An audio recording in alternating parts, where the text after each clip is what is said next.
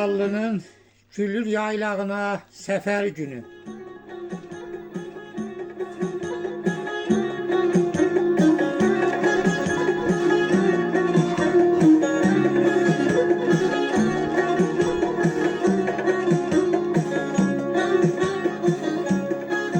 Bir neçə il bu yerlerden olubdu.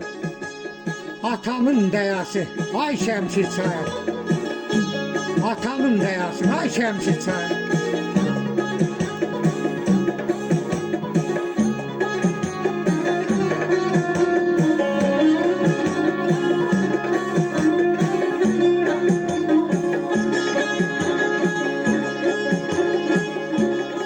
Varlığın ismeti, varlığın nuru, abru həyasın ay Şemşid çayı. Abru həyasın ay Şemşid çayı.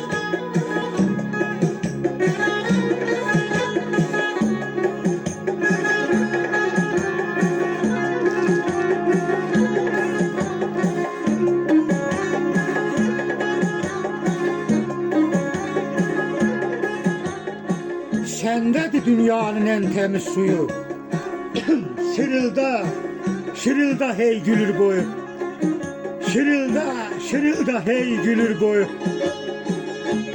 O tayda kuzgulak, bu toyda moyu. Ömrün ziyasın ay Şemşid çayı.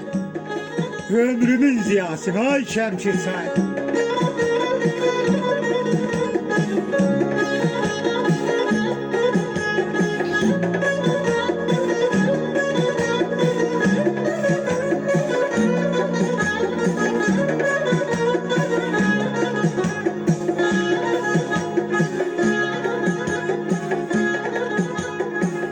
Dünyaya səd qoyan yegane şahsan,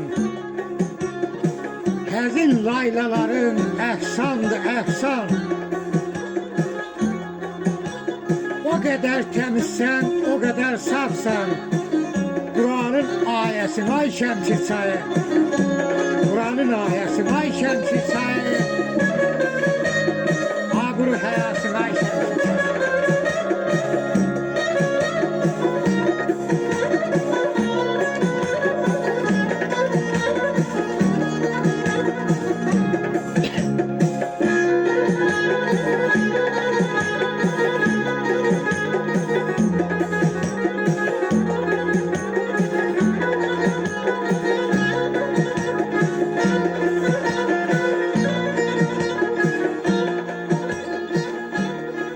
Taş desen diyarı ne hoş dünyadır.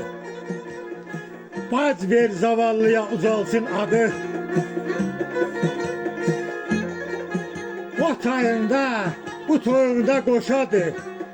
Geflinin kayası, ay Şemşid çayı. Geflinin kayası, ay Şemşid çayı.